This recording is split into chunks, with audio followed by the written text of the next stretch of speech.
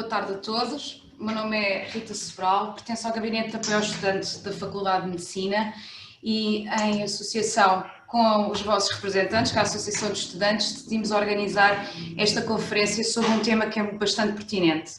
Apenas contextualizando, tentámos fazer esta conferência o ano passado, no mês de abril, contudo, face ao cenário pandémico que vivemos, essa conferência foi adiada, mas o tema é tão importante que decidimos que ele não devia ficar na gaveta e por isso retomámos o tema com os mesmos oradores do ano passado que todos aceitaram, que é ótimo, e vamos tentar aqui dar algumas pistas, algumas respostas às vossas questões.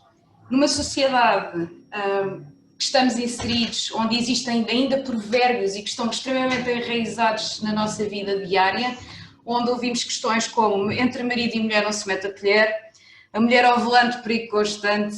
Portanto, situações com as quais nós brincamos acabam por ter um reflexo muito maior na nossa vida do que nós pensamos, desde quando somos pequenos até à vida adulta. Portanto, este painel dá continuidade ao painel anterior, onde abordámos as questões da identidade e da igualdade de género de diferentes perspectivas. Primeiramente a questão biológica com o pedopsiquiatra, a educação sexual, depois um movimento nacional relativamente a esta questão da igualdade e depois então este movimento é nacional, mas ele é internacional. A colega que falou foi com a expressão nacional.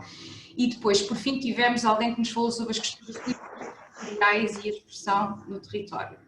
Portanto, para começar, temos o movimento Não é Normal, representado aqui pela Madalena Bela e pelo Diogo Faro. E inicialmente o que começou por ser um desafio, um debate, uma questão online, ganha uma expressão muito grande e passou a ser debatida também com outro tipo de consciência entre um grupo de amigos e que levou isto a um projeto nacional, mas eles melhores do que ninguém podem contextualizar a situação. Antes de passar a palavra para o movimento, aqui o Miguel vai pôr uma apresentação com base nas vossas questões. O nosso intuito aqui não é analisar de forma aprofundada as vossas respostas, mas sim deixar aqui um elemento para refletir.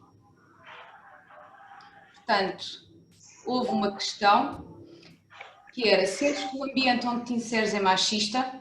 60% das pessoas que responderam até ontem à noite diziam que sim. E a outra questão, exato. Consideras que um comentário de cariz sexual indesejado uma forma de violência, que é uma forma de violência sexual? 77% dizia que sim. Portanto, deixo aqui a reflexão.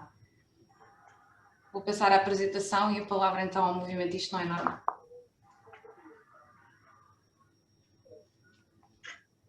Olá a todos, obrigado pelo convite. Por acaso não combinei com a Madalena quem começava a falar ou não, mas ainda por cima peço desculpa pelo telemóvel. Podes ir tu. Pronto. Pronto, eu sou o Diogo Faro e esta é a Madalena Bel e fazem parte do movimento Não é Normal mais 3 pessoas, o Gonçalo Lopes, o Luís Figueiredo e a Ana Esteves. Já fez também a Margarida Candelária, foi muito importante no início. E basicamente nós somos um movimento feminista que pretende, acima de tudo, como agora vocês já podem ver, falar da importância da sociedade discutir, começar a discutir os pequenos atos de machismo do dia-a-dia que muitas vezes são desvalorizados e tentar desmontar isso, explicar o que é o feminismo, o que é a masculinidade tóxica e o que é que estes pequenos atos de machismo que são constantemente desvalorizados e que são presentes no dia-a-dia em tantas coisas, depois constituem a base das coisas que, pelo menos aí, as pessoas já reconhecem como coisas horríveis, como as violações e os femicídios e a violência doméstica, e nós vamos entrar mais um bocadinho por aí. E damos sempre aqui com um bocado de exemplo, logo no início, este tipo de comportamentos que normalmente são desvalorizados muitas vezes, os piropos. Os piropos é uma coisa que ainda hoje em dia deixa muita gente revoltada, muitos homens, não é? Muitos homens revoltados por dizermos que os piropos não fazem sentido e que são a base da violência machista, e as pessoas dizem, mas que exagero, mas desde quando é que alguém passou de boa, anda cá, não sei o quê, para a seguir matar essa mulher? por acaso até há exemplos de histórias assim, infelizmente, em que as mulheres respondem a piropos e os homens tornam-se agressivos, e isso pode acontecer. Mas de qualquer das maneiras, o piropo é uma tomada de gosto de poder e não um elogio, portanto, volta só um bocadinho atrás. Não sei, Desculpa. O piropo é uma tomada de poder e nunca é um elogio, mas pronto, para abreviar, para não me esticar aqui muito, estes são os outros tipos de comentários sobre o modo de vestir, persuasão a ter determinadas condutas no trabalho ou na faculdade e até na escola secundária, sobre a roupa das mulheres, sobre devias vir com um decote maior para a reunião com determinado cliente, ou não sei o que é essa saia. Pronto, e daqui damos alguns exemplos, as perguntas sobre a vida privada nas entrevistas de emprego, por aí fora. Agora, para entendermos isto tudo, e agora sim podes mudar de slide, para entendermos isto tudo, nós temos que entender e assumir, o primeiro passo é assumir que vivemos numa sociedade patriarcal e machista. Isto quer dizer, o patriarcado, provavelmente aqui já toda a gente sabe, mas é uma coisa que nós fazemos questão de explicar, assim, muito por alto. É um sistema de regras tácitas, ou às vezes não, porque o patriarcado ainda muitas vezes se nota em algumas leis, nas instituições, porque nós temos casos de juízes e de professores, de políticos, o que for. Portanto, é um conjunto de regras que por sistema beneficia os homens e beneficia um sistema que oprime as mulheres, e que vão das coisas mais pequenas, como a proteção que se dá a quem manda piropos e continua a mandar piropos ou a palpar mulheres indiscriminadamente, como depois à desigualdade salarial de género, etc., e à violência que é permitida sobre as mulheres. Portanto, queres continuar um bocadinho daqui para não falar tudo, Madalena? Sim. Pronto, como o Diogo estava a explicar e bem, estes pequenos comportamentos que estão na base, não é? Depois de atitudes mais graves, não é? Como a violência doméstica, começam exatamente, lá está, como um comentário inocente, depois violência no namoro, assédio sexual no trabalho, violência doméstica. Eu queria dar só aqui uns dados que acho que são importantes do último ano. Em 2020, não sei se vocês sabem, morreram 30 pessoas em contexto de violência doméstica, dos quais 3 são homens e há uma criança contabilizada, de resto tudo mulheres. E em 2020, por causa da pandemia, também é um dado importante. Houve várias notícias sobre isso, não é? Mas era expectável que os casos de violência doméstica aumentassem a partir do momento em que as vítimas passaram a estar fechadas 24 horas com os seus agressores.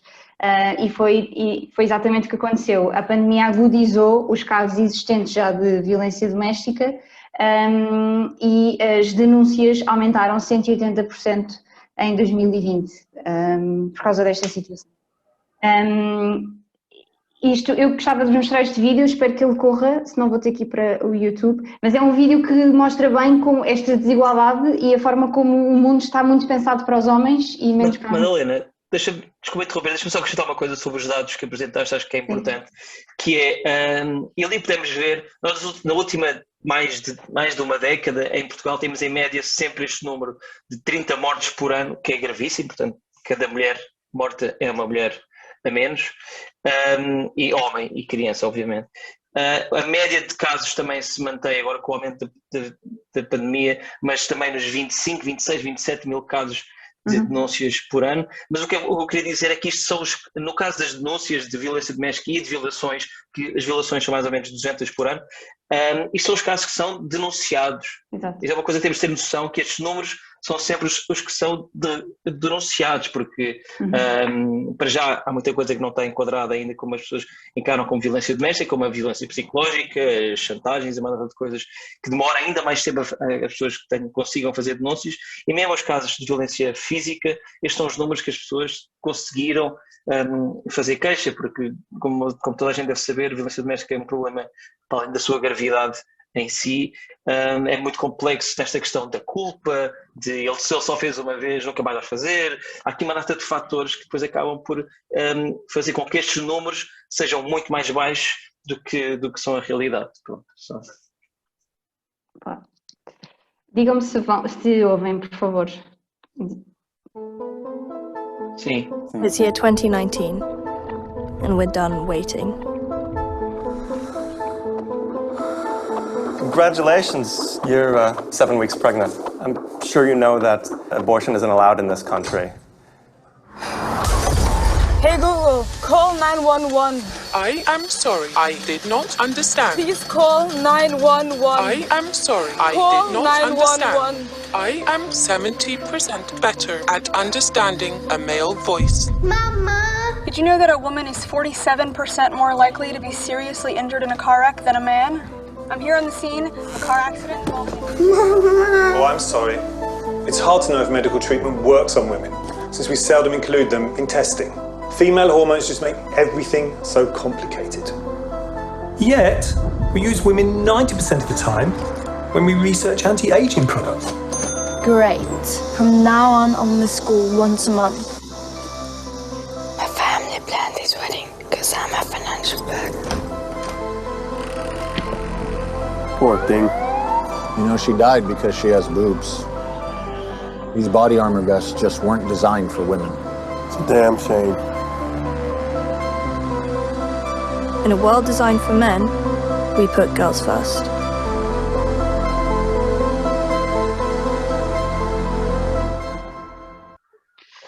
Pronto, este é um vídeo que nós achamos que é bastante impactante e que gostamos de mostrar nas nossas apresentações e, por acaso, depois no debate gostava de ter o vosso ponto de vista também, já que estamos a falar com profissionais de saúde e há aqui vários apontamentos sobre a ciência e gostávamos de ter o vosso ponto de vista. Eu queria acrescentar ainda há bocado o que estávamos a falar, que há outro dado importante, que é a Organização Mundial de Saúde acredita que 38% das mulheres de todo o mundo já sofreram de violência, de qualquer tipo de violência. E a violência não é só violência sexual, estamos aqui a falar de violência de género, não é? A violência é violência sexual, violência doméstica, femicídio, assédio sexual, o casamento infantil, portanto todos estes tipo de violências estão aqui contabilizadas nestes números da Organização Mundial de Saúde. Outro dos fatores que contribui para esta desigualdade de género e para esta violência de género é a masculinidade tóxica, não é? Que contribui para este estereótipo do homem que não pode sentir, do homem que não pode vestir cor-de-rosa, do homem que não pode chorar e que depois faz com que eles cresçam pessoas bastante oprimidas e que isso prejudique todas a si próprios e às pessoas que convivem com eles. Daí que o que nós defendemos e vamos sempre defender é que devemos ser todos feministas, porque o feminismo é só e única e exclusivamente igualdade de género, direitos e oportunidades iguais para homens e mulheres e nunca o ódio aos homens e a superioridade das mulheres. Não temos nada essa bandeira e somos contra essa ideia, até porque isso não é o feminismo. E acreditamos que a mudança começa nos pequenos atos do dia a dia e, acima de tudo, na educação, na conversa. E aqui temos mais alguns exemplos daquilo que achamos que muitas vezes dizemos de forma a brincar, não é? Sem pensarmos muito bem na consequência e que lá está, acabam por também ser a raiz para estas desigualdades. Qualquer mulher aqui de certeza que já ouviu devia ser mais feminina, ou as senhoras não dizem asneiras, está com aquele feitio, deve estar com o período. Todas estas vestida assim estava à espera de quê? Aqui falamos da culpabilização da vítima, não é? Muitas vezes é apontado, não se questiona porque é que aquele rapaz ou porque é que ela foi agredida, porque é que ele a agrediu, mas é porque é que ela estava assim vestida, não é? Ou o que é que ela fez para ser assediada. Então, mas não sabes cozinhar, aquilo que a Rita dizia no início, entre marido e mulher não se mete a colher, que é completamente ultrapassada, não é? Quer dizer, enquanto continuarmos a acreditar nisto e vamos continuar a ser cúmplices. E portanto, não se queres acrescentar alguma coisa, Diogo? Sim, pronto, estamos aqui a falar desde o início, destes comportamentos todos, em que tem que haver uma consciencialização de cada um de nós, até voltando aqui um bocadinho atrás, é aquilo que é a história do não é normal, ao ponto, através da minha visibilidade, do meu trabalho enquanto comediante, Eu cresci muito com as minhas amigas e foi com elas que cresci para o feminismo e que tornei feminista, nomeadamente a Madalena e a Ana Esteves, que não está aqui hoje. Mas por isso é um processo individual e coletivo de consciencialização, se nós tivermos empatia, no sentido de justiça e de queremos viver numa sociedade mais justa, no sentido em que eu nunca me senti um machista, não andava aí a assediar mulheres na rua, não achava nunca justo que houvesse disparidade salarial entre homens e mulheres, mas não tinha dado um passo muito importante, um passo empático do que é ser mulher, porque a mim não me acontecia nada enquanto homem, porque a verdade é que a nós homens praticamente não acontece nada disto, nós não somos discriminados nunca por termos pénis, nós não recebemos menos, nós não somos assediados. Eu nunca entrei num transporte público a pensar com mão de paclada é que vou pôr o meu rabo, ou se um gajo ao meu lado se vai sentar a masturbar-se, ou se nada, nunca me tinha passado isto pela cabeça, e só há uns anos a começar a ouvir muitas minhas amigas a sério, é que percebi que aquilo estava a acontecer completamente tudo à minha volta e eu não fazia ideia, não fazia a mínima ideia do que estava a acontecer, e foi aí que fui estudar muito mais para o feminismo, fui ouvir ainda mais mulheres, etc. Isto para dizer que é preciso um processo de desconstrução de todos, muito mais dos homens, mas também das mulheres, porque nós vivemos numa sociedade machista, nós somos educados numa sociedade machista e, portanto, tem que haver um processo de desconstrução destas coisas, de parar de dizer estas coisas, as menos graves, como quando dizer assim só pode ser mulher. Não é super grave, mas alimenta. E as coisas mais graves como a culpabilização da vítima e muitas outras coisas aqui que podíamos falar, mas não temos muito tempo para nos alongarmos.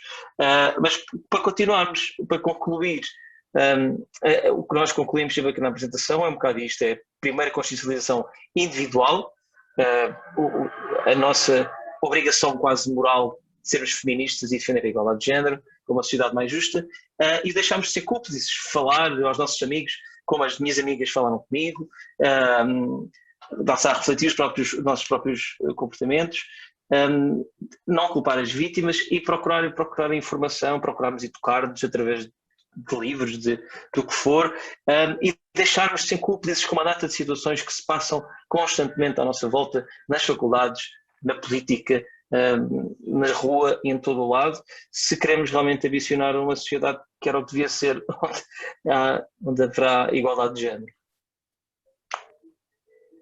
Acho que é isto. Sim. Nós não pusemos aqui as sugestões. Não, eu envio por e-mail. Sim, mas para as pessoas aqui ouvirem, não é? Sim, não tenho aqui nesta apresentação. Sim, mas pronto, como tinham sugerido, dissessemos algumas sugestões de leitura e de visualização, há muitas coisas que podem ver. Um dos livros que por acaso eu li há poucos meses e acho que é fundamental até para as pessoas de medicina, até lá um capítulo enorme, que é Mulheres Invisíveis, da Caroline Pérez, que é argentina, já a edição portuguesa, e é um livro chocante sobre como em tantas pequenas coisas que são coisas gigantes, o mundo está feito de homens para homens e tantas coisas são normalizadas e que prejudicam em muitas coisas as mulheres, seja na investigação científica, seja numa data de situações, e acho que é um livro muito rico e muito importante. Depois podem ver On the Basis of Sex, contra a história da Ruth Ginsburg, que morreu há pouco tempo, e sobre a sua luta enquanto feminista pela igualdade de género. Nós costumamos também sugerir Bias in Medicine, que é um dos episódios do John Oliver, Last Week with John Oliver, está no YouTube, e é engraçado ver a discrepância que há na sala de investigação científica na medicina e como as mulheres são constantemente prejudicadas.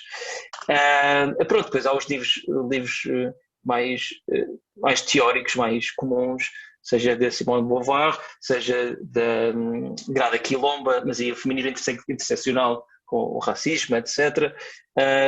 Pronto, o que não falta é leituras. Nós depois mandamos mais livros e mais filmes. Podem ver também I May Destroy You, que saiu há pouco tempo, The Morning Show, também sobre assédio no trabalho no mundo da televisão, com a Jennifer Aniston. Pronto, e podemos depois mandar a lista para não me estar aqui a alongar. Há muitas coisas que podemos ver e ler para aprender e para estarmos mais informados. Muito obrigada, Madalena e Diogo, pela esta vossa apresentação, que nos fala realmente das desigualdades de género, mas também das próprias expressões territoriais, que às vezes não nos lembramos muito disto, não é? A questão, por exemplo, do aborto na Polónia, as mulheres e a mutação feminina como um ato cultural. Claro. Existem aqui várias questões que nós associamos face à nossa realidade e que no outro lado, não é?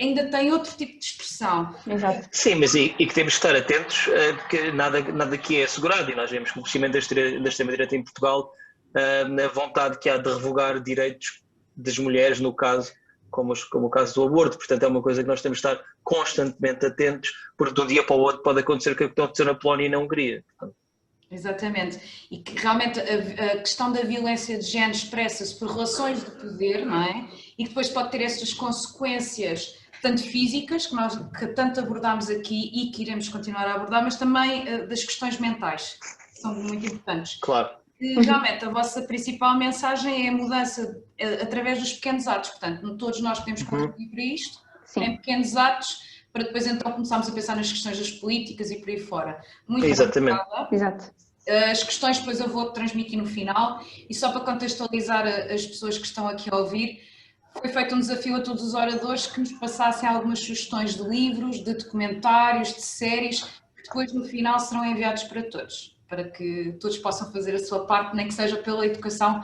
que é bastante importante. Muito bem, vamos passar ao próximo painel. O Miguel primeiro vai passar aqui mais umas respostas ao questionário que lançámos. Miguel, por favor. Portanto, houve aqui outras questões, como já foste vítima de violência sexual ou de género na tua faculdade? 86% diz que não. Depois teremos aqui o estudo da FAL que nos vai dar a conhecer alguns dos resultados e ver se também vai de encontro aqui às respostas que foram obtidas no nosso questionário. E ainda tivemos outra, não foi, Miguel? Exato. Relativamente à violência sexual, sentes que a tua faculdade é um espaço seguro? 75% das pessoas que responderam até ontem ao nosso questionário disseram que sim. Pronto. O nosso próximo convidado é o Francisco Pereira, que é o presidente da Federação Académica de Lisboa, que representa um universo de quase 60 mil estudantes e que nos vai trazer aqui a perspectiva dos mesmos. Isto, indo um pouco de encontro ao painel anterior, foi referido que muitas das vezes nós assumimos que a violência é feita sobretudo por estranhos e não em espaços seguros. E a verdade é que os dados científicos vêm contradizer isso, não é? Os questionários, as intervenções vêm dizer que muitas das vezes estes atos de violência, sejam eles de género, seja de violência sexual, ocorrem em lugares de proximidade, inclusive no espaço de universidade. Portanto, o Francisco vem aqui falar um pouco da experiência dos estudantes e também de um questionário que lançaram, um estudo sobre a violência no campus universitário. Francisco? Sim, muito boa tarde a todos. Agradecer aqui o convite, já é o segundo que agradeço aqui ao Gabinete de Apoio ao Estudante da Faculdade de Medicina da Universidade de Lisboa, com quem já uma vez tive a oportunidade de dizer, a faculdade com quem tenho uma relação emocional muito forte. Antes de falar aqui sobre o estudo, dizer que efetivamente o sexismo, como outros ismos, como outras discriminações, está de facto enraizado na nossa sociedade e às vezes nós ouvimos aquela coisa, como é que em pleno século XXI ou em 2021 ainda vemos estas coisas. Bom, dizer que esses ismos não desaparecem simplesmente porque os anos passam, vão desaparecendo ou vão sendo minimizados porque há quem se esforce por consciencializar, por alterar mentalidades, e temos feito um caminho, e de facto quero congratular o movimento que esteve aqui presente e outros por contribuírem para que vivamos numa sociedade mais feliz, mais compreensiva e mais respeituosa. Dizer que, pronto, nós aqui falamos muito, e em geral quando falamos da nossa realidade, mas nunca nos devemos esquecer, e isto tem a ver com uma ação que a Federação Académica de Lisboa, pronto, uma divulgação que fizemos no Dia da Mulher, decidimos focar um pouco o contexto internacional. Portugal continua a ter problemas muito graves, mas já fez um caminho, mas quando olhamos ao mundo, questões como o aborto clandestino, questões como a mutilação genital feminina, questões como os casamentos forçados, questões como o direito a trabalhar, o direito a conduzir, ou o direito a passar a cidadania aos filhos, não estão garantidos da mesma forma para o homem e para uma mulher, ou não estão garantidos todos para a mulher.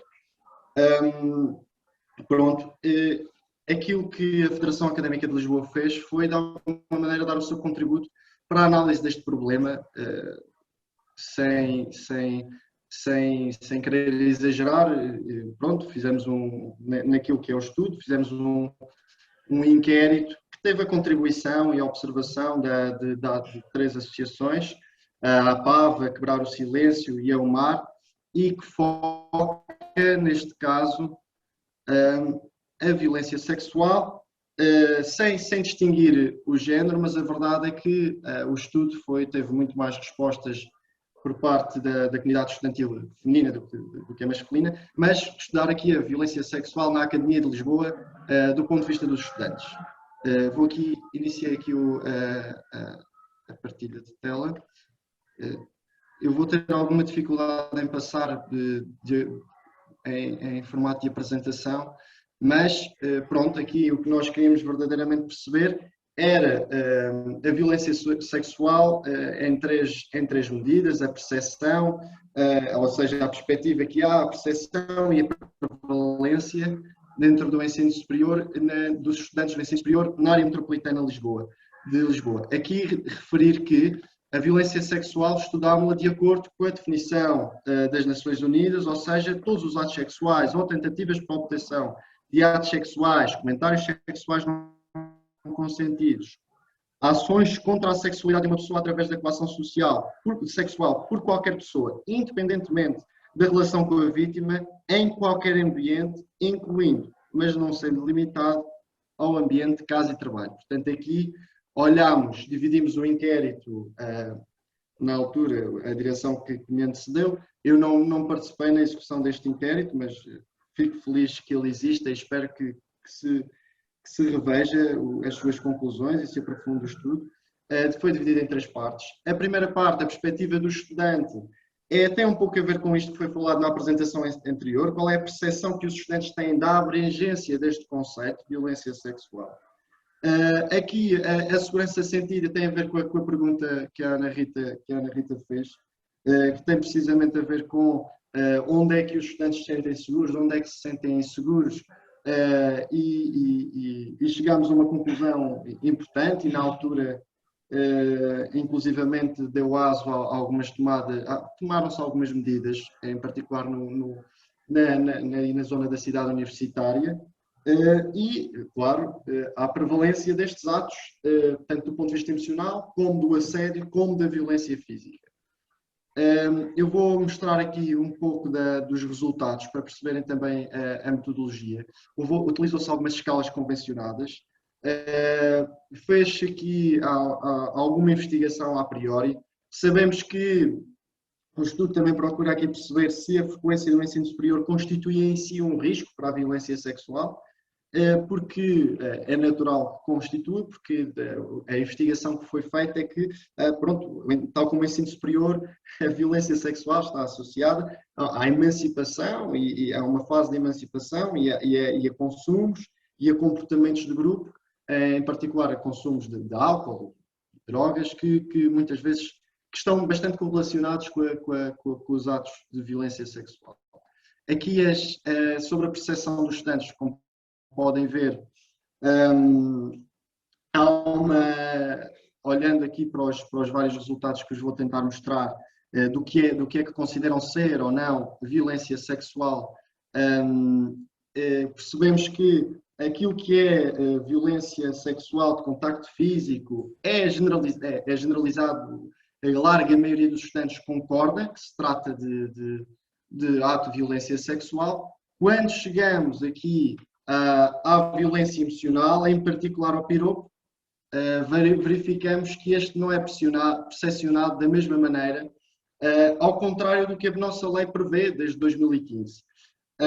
Relativamente à segurança, percebemos aqui, e foi muito importante, que o foco não eram os próprios campi, portanto os campos universitários, mas embora eles também nos campi se percepcione alguma insegurança, percebemos que no redor dos campi, onde se fazem as deslocações, nos parques de estacionamento, onde se fazem as deslocações pendulares para ir para casa, à saída, é onde há a maior sensação de insegurança. Eu vou mostrar alguns dados isolados em concreto. Aqui as respostas estão, pronto, é uma resposta de sim, não. Podemos ver que já alguém me seguiu da instituição de ensino para casa ou da casa para a instituição de ensino. Bom, quando temos 10 pessoas a dizer que sim, temos aqui um problema. Mas já alguém me abordou, e aqui o parque de estacionamento da instituição de ensino superior e ao senti medo, bom, temos 90% das pessoas a dizer que sim. Isto é um problema grave, porque naturalmente que aquilo que significa é que onde há um ambiente propício, perto das instituições de ensino superior, há um risco associado e nós sabemos que o há. Relativamente à prevalência, nós fizemos também a pergunta nunca, uma vez, várias vezes, proporção de respostas aqui às questões da dimensão emocional, a maioria já teve aqui, já foi vítima de atitudes de violência sexual várias vezes, não é? Quando olhamos aqui para a dimensão de assédio, continuamos a ter resultados bastante preocupantes e na parte emocional, depois vamos verificar que ainda é mais grave. Aqui uma escala convencionada, a proporção de respostas, 18 itens incluídos, medida por estudantes com frequência no ensino superior, do que tem a ver com, já agora por aqui em modo de apresentação, se já tiveram aqui casos de assédio, parte emocional ou física, isto de acordo com uma escala convencionada, reparamos que aquela que tem maior prevalência é emocional, que hoje em dia é aquela que, tal como foi referido na apresentação e como os nossos dados comprovam, é a mais desconsiderada, ou seja, aquela que ainda não vingou no ideário dos estudantes, como da sociedade portuguesa em geral. Aqui ao lado, percentagem total de estudantes com frequência em estabelecimentos de ensino superior, Lisboa, que contactaram ou reportaram uma situação de violência sexual, percebemos que não há denúncias. Não há denúncias e de facto ninguém aqui quer cultivar uma cultura persecutória, nem considero que aquilo que seja mais saudável seja a denúncia nas redes sociais ou assim uma espécie de perseguição pública, mas denúncias àquela que deve ser e que é o parceiro prioritário, ou parceiro privilegiado, que é a polícia, tem de existir, porque se é crime, ou seja, nós não devemos ter uma cultura persecutória, mas crime é crime, crime tem que ser reportado e denunciado. Portanto, aqui, fazendo aqui as conclusões mais gerais, e mostrando também umas imagens que nós usámos de divulgação na altura e espero fazer quando aqui passarmos esta época de Covid, que nos tirou o foco de tantas questões importantes por causa do drama social, socioeconómico que vivemos. Esperamos voltar a fazer divulgação neste aspecto. Aqui falar daquilo que tinha referido, o número gordo, 62% dos estudantes não considera piropo um ato de violência sexual. Ora, estamos aqui a 5 de agosto de 2015, já o era considerado pela lei, e estas respostas são divulgadas em dezembro de 2019. Portanto, o piropo, é preciso clarificar isto, o piropo não é só ofensivo, pode ser uma forma de incute o medo e cria não só uma sensação de desconforto, como de insegurança nas pessoas que são vítimas e portanto, é uma forma de violência e bem considerada uma forma de violência e bem pela lei portuguesa.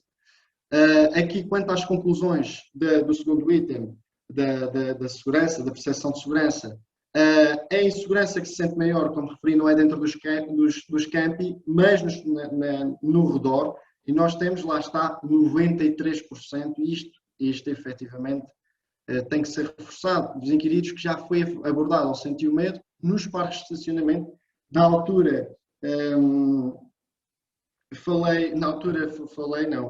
minha antecessora falou com a Câmara Municipal de Lisboa, com a Reitoria da Universidade de Lisboa, Entretanto, aconteceu inclusivamente um assassinato, uma situação absolutamente dramática, mas que soma a situações de violação, perseguição, de assaltos no redor, que teve alguns progressos, passou a haver mais polícia, fez um plano para a eliminação. Entretanto, pronto, não temos tido os reportes, não temos tido o mesmo reporte que costumávamos ter, porque os estudantes não estão a habitar os campos, mas sabemos, por exemplo, à saída das residências universitárias, às vezes, em particular, por exemplo, no polo da ajuda, há muitas situações de insegurança que nós devemos combater.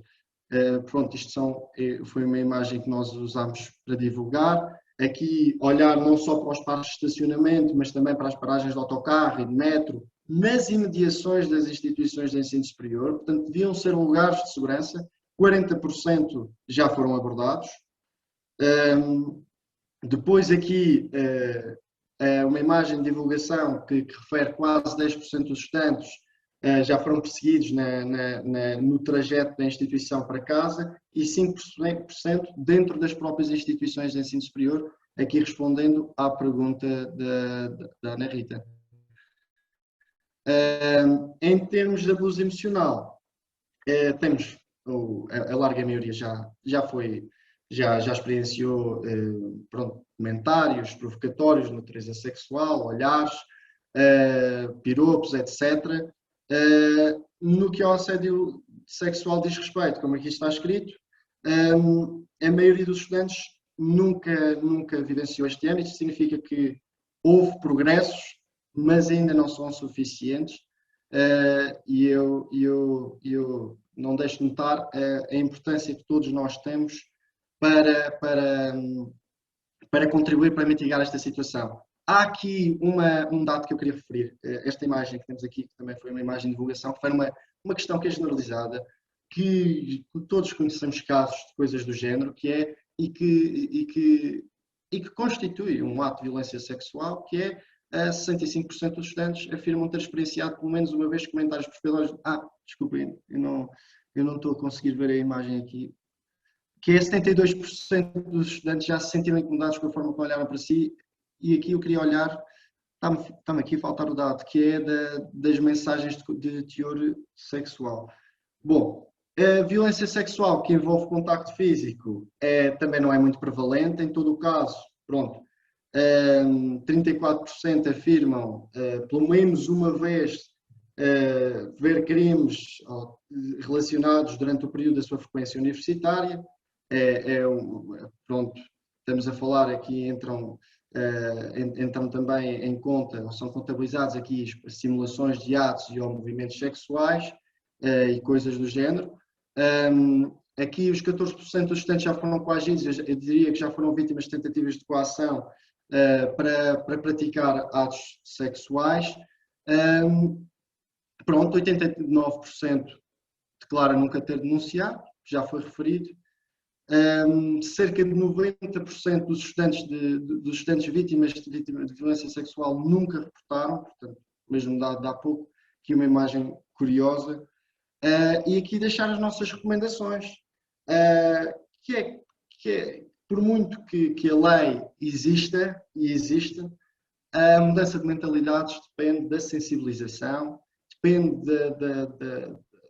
do investimento em campanhas, e da criação de ferramentas que permitam a denúncia e o acompanhamento dos casos, em particular o acompanhamento aqui, sabendo o impacto psicológico que tem. É importante haver um bom acompanhamento, ou ter as instituições de ensino superior. Já tínhamos falado aqui numa outra questão que tinha a ver com o impacto socioeconómico da Covid e com o impacto na saúde mental da Covid.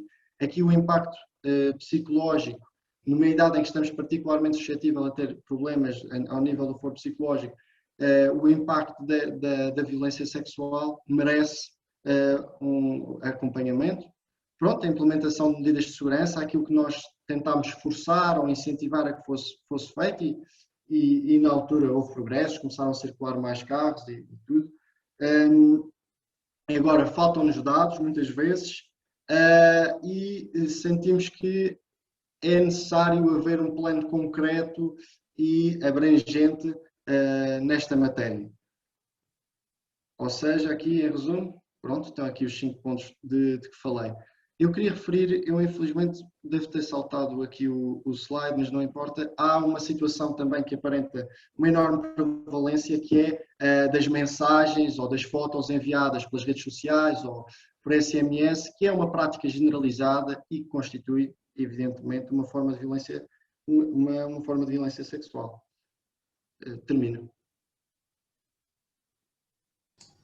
Muito bem, muito obrigado, Francisco, por esta apresentação e pelas dicotomias que aqui referiste, não é? Muitos dos estudantes estão seguros dentro das suas instituições de ensino superior, o problema prende-se com os movimentos até à instituição. Podem ser movimentos de proximidade, porque o estudante pode residir perto, podem ser movimentos pendulares e longos e que exigem trajetos vários, e isto também vai um pouco de encontro ao que falámos na questão do território, que se calhar existem estudantes com receios generalizados de poderem ser vítimas ou abordados, não fazem um conjunto de trajetos ou, por exemplo, não vão para o ensino noturno. Portanto, as instituições não pensam às vezes nestas questões e que têm impacto nas decisões. Portanto, as pessoas não têm total liberdade para fazer as escolhas. Se pretendo frequentar o ensino noturno, se me desloco em comboio, autocarro e por aí fora e tenho receio ou não de ser abordado. Portanto, obrigado por nos trazer esta perspectiva e, acima de tudo,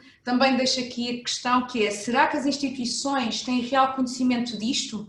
Porque, como referes, alguns dos estudantes têm conhecimento de situações, mas a prática da denúncia não existe. Portanto, será que as instituições têm real conhecimento, isto fica para reflexão ou para o debate, têm real conhecimento do que se passa, não é? Tendo em conta que não há a prática da denúncia e, enquanto instituição, escolas, universidades, faculdades, o que é que podemos fazer para poder trazer esta segurança aos estudantes, fora do campus? Muito bem. Os nossos próximos convidados, as nossas próximas convidadas, são duas médicas da área da psiquiatria e saúde mental, Marta Croca, especialista, e temos também a Rita André, que ainda é interna de psiquiatria. Desenvolve o trabalho aqui no Hospital Santa Maria, sendo que a Marta Croca é responsável pela equipa de sexologia. Mas antes de passar a palavra, se calhar ia pedir ao Miguel para fazer aqui a projeção das respostas. Questão 1. Sentes-te preparado para lidar com uma vítima de violência sexual? 53% dos inquiridos respondem não.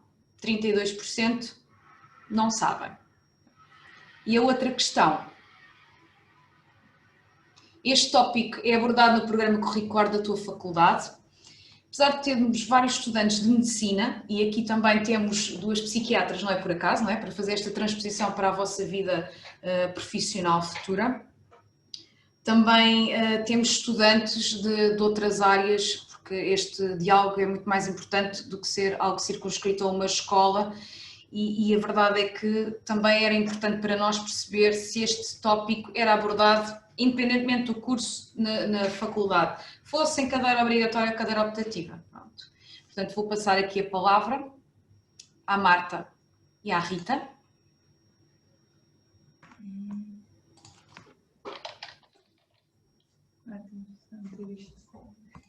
Está muito avançado.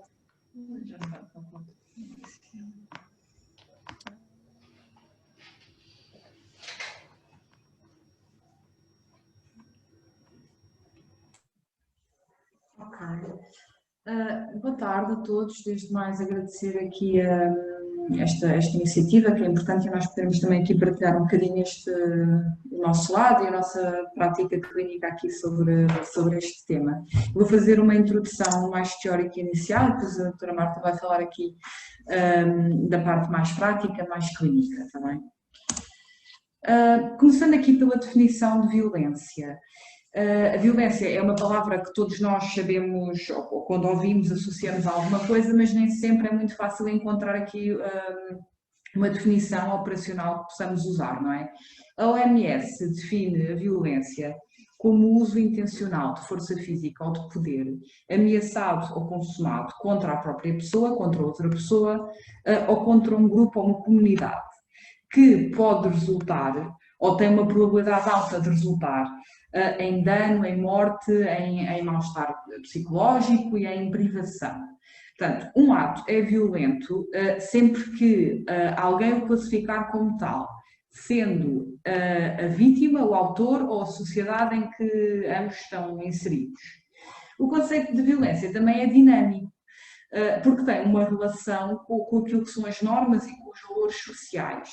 Portanto, há uma variação temporal e espacial do seu significado. Aquilo que nós consideramos violência agora, se calhar há 30 anos não era considerado e se calhar num outro país qualquer também não é considerado. Isto não é.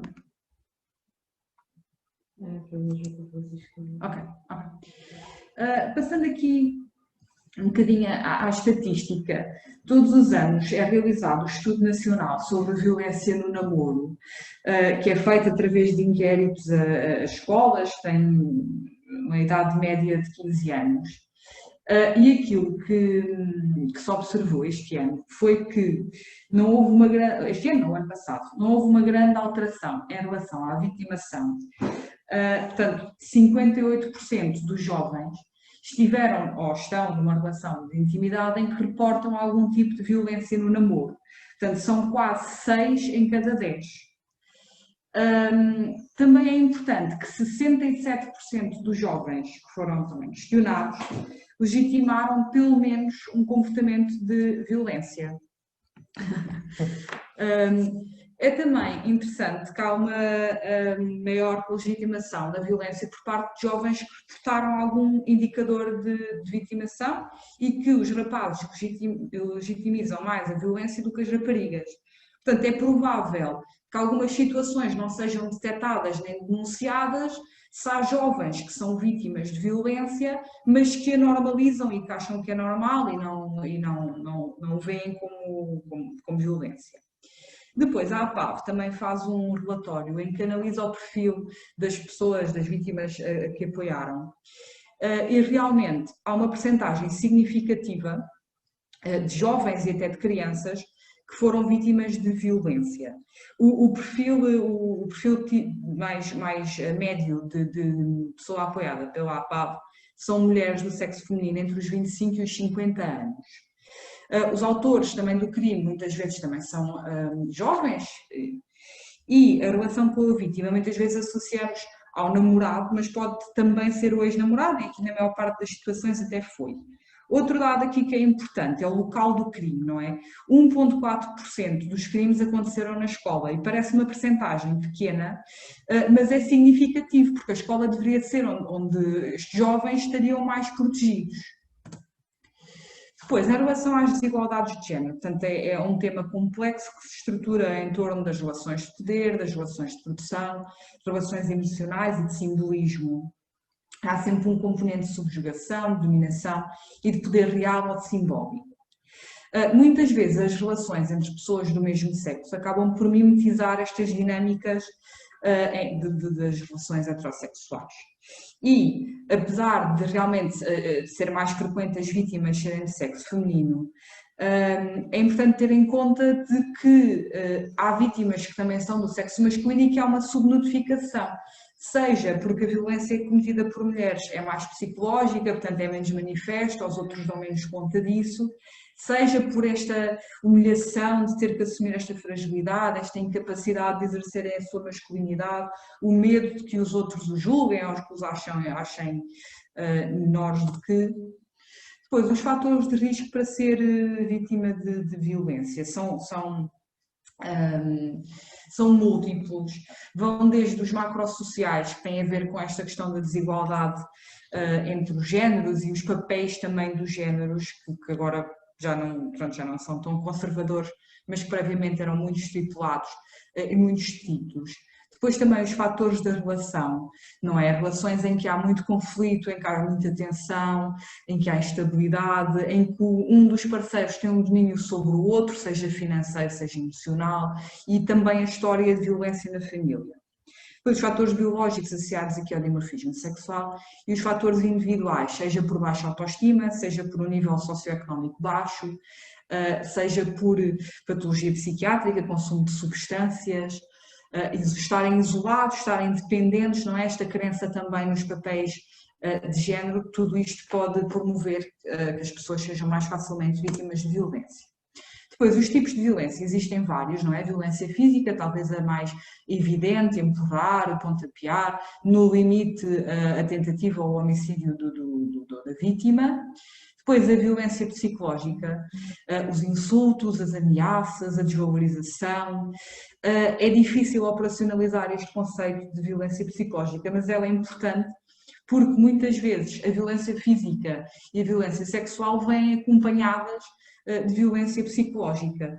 E a violência psicológica pode ser tão grave para a saúde quanto a violência física, portanto não deve ser desvalorizada. A violência sexual passaria por ameaçar ou por forçar a vítima a práticas sexuais contra a sua vontade, também muitas vezes vem associada à violência física, e depois a privação e negligência, que envolvem a privação ou omissão naquilo que são as necessidades básicas do outro, quando isto é negado, não é? Depois existe também a violência verbal, quando o outro chama nomes, humilha, faz críticas, ameaça, e a violência social, em que há uma tentativa de humilhar, de envergonhar e de denegrir a imagem da vítima em relação a outros, ou mexer sem o consentimento no telemóvel, nas contas, nos fóruns públicos, em que há a proibição de conviver com os amigos e até com a família. Depois, o ciclo de violência. O ciclo de violência inicia-se com uma tensão crescente, em que há um acumular dos conflitos de dia a dia, em que o agressor acaba por culpabilizar a vítima e a vítima se sente assustada e preocupada com a situação. E isto acaba por culminar na agressão, em que há esta descarga das tensões, e há aqui a violência física ou violência de outro tipo.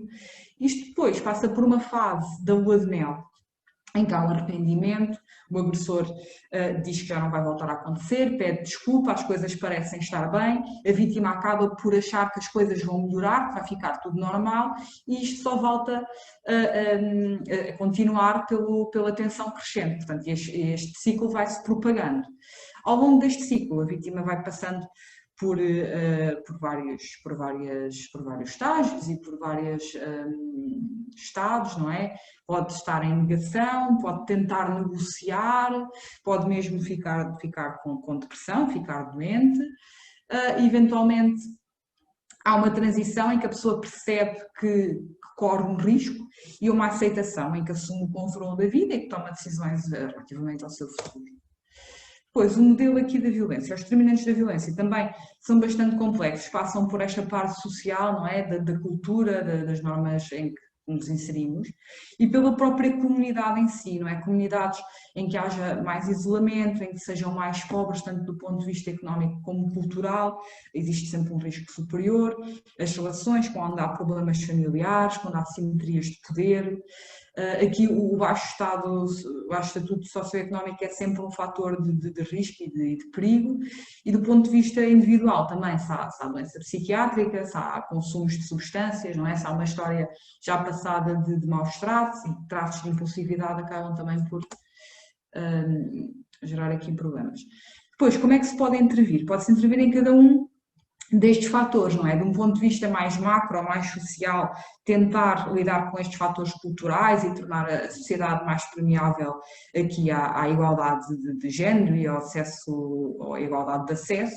A nível comunitário, fazendo medidas preventivas e campanhas nas escolas, nos bairros, nos locais de trabalho, e a nível também individual, intervir nos fatores de risco individuais e da relação. Se a pessoa estiver doente, tratá-la, não é? Tudo isso vai aqui tentar melhorar. Depois, em relação aqui à legitimização da violência, tal como a vitimização, não houve uma grande alteração de 2019 para 2020, isto também são dados daquele estudo nacional. Portanto, quase 7 em cada 10 pessoas legitimizam pelo menos uma forma de violência. O mais frequente é legitimizar o controle, não é? Estas proibições de sair com outros amigos, ou o tipo de roupa que a pessoa veste. Depois também a perseguição, que muitas vezes acaba por ser desvalorizada, é interpretada como amor romântico, uma coisa romantizada, portanto é também desvalorizada. A violência sexual 16% dos rapazes inquiridos consideram que pressionar para ter relações sexuais não é um comportamento de violência. Portanto, acho que isto é um dado significativo e importante, não é? Tal como não é valorizado por 25% das pessoas inquiridas que insultar o companheiro durante uma discussão é violência psicológica. Depois, aqui em relação à evolução ao longo dos anos, realmente houve até algum agravamento de 2018 para 2019 e agora parece haver uma estabilização. Isto pode ter várias explicações, não é? Por um lado, as pessoas podem estar mais consciencializadas para esta violência, portanto reportam-nas, portanto nós temos dados superiores. Por outro lado, pode haver um aumento mesmo real da vitimização, não é? Isso é necessário fazer mais campanhas nas escolas e tentar aqui sensibilizar as pessoas. Por outro, em relação a 2020, realmente houve uma redução na maior parte dos indicadores de violência analisados, portanto acho que isto é um dado positivo.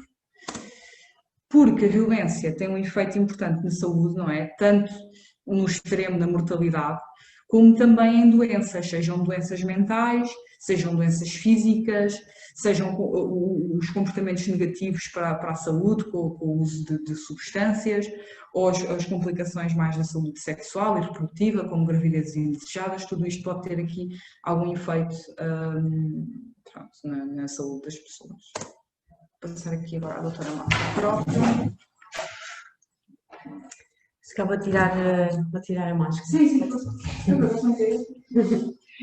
Então, aqui a nível da intervenção clínica e para também neste âmbito da Faculdade de Medicina de Lisboa, não é, que também foi a minha faculdade, a violência interpessoal é um problema, em primeiro lugar, de saúde pública, tem uma magnitude importante por esta afetação de todas as faixas etárias, de todas as classes sociais, tem uma elevada transcendência pelo impacto que repercutem na família e na vítima e no sistema socioeconómico, no fundo.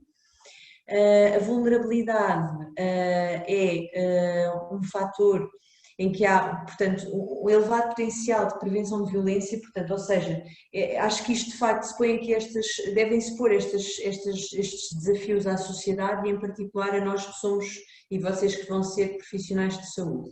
Para além da saúde pública, depois a nível da prevenção primária, não é? Em termos de atuar na mudança de crenças, dos tabus, dos valores culturais que envolvam os papéis de género e as relações de poder, capacitar, não é? Capacitar programas de competências sociais, emocionais e comportamentais dirigidos a crianças e adolescentes, e educar para a empatia, como dizia também, acho que a Madalena e o Diogo, portanto a educação para a empatia acho que é importantíssimo, reduzir a disponibilidade e uso nocivo do álcool, a redução do acesso a armas, programas de apoio de sinalização de possíveis vítimas, reduzindo assim a transmissão de violência entre gerações. O que é que nós temos a nível nacional? Eu até queria, ou seja, como acho que também estamos neste ambiente do campus universitário, etc., portanto, chamar a atenção para a existência deste programa nacional à esquerda em baixo de saúde infantil e juvenil,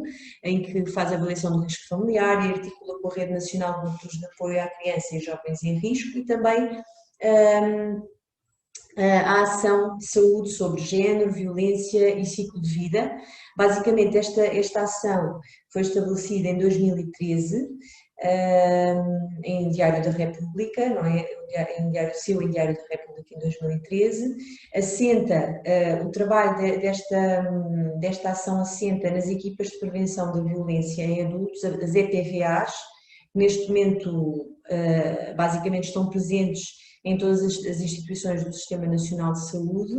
Aliás, foi publicado um despacho em 2017 no sentido de dinamização das EPVAs, destas equipas de prevenção da violência em adultos, e portanto os serviços que têm estas equipas têm o dever de salvaguardar a estabilidade na composição das equipas, que se querem multidisciplinares. Quando eu falo em multidisciplinares, médicos, psicólogos, assistentes sociais, enfermeiros, garantir a afetação destes recursos humanos que são necessários e técnicos para permitir o trabalho de base comunitária, assegurar a atribuição do horário aos profissionais que integram os núcleos, promover a avaliação do risco sistematicamente em consulta, e promover também a utilização existe um manual, que é o Manual de Violência Interpessoal, que é considerada a referência em termos de atuação,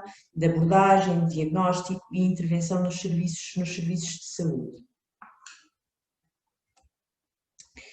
No fundo, quem é vítima recorre com maior frequência aos serviços de saúde do que quem não é? Em particular aos cuidados de saúde primários, aos serviços de urgência, obstetrícia, ginecologia e saúde mental. As necessidades da vítima são multidimensionais, e portanto requerem intervenções interdisciplinares. É fundamental nós apanharmos a vítima neste momento em que ajudamos a vítima no fundo a romper o silêncio e portanto evitar que haja esta burocratização do processo, e a empurroterapia é fundamental, não é? Portanto, manifestar a suspeita, a detecção pelo profissional de saúde contribui para esta ruptura do silêncio e é um primeiro passo na compreensão do problema. A não identificação ou o não reconhecimento como condicionante de um problema de saúde, especialmente em nós, em vocês, que vão ser figuras que são dotados ou vão ser dotados, quer se queira, quer não, mais ou menos de uma autoridade simbólica, pode conduzir a uma nova vitimação e contribuir para a cronicidade dos maus tratos.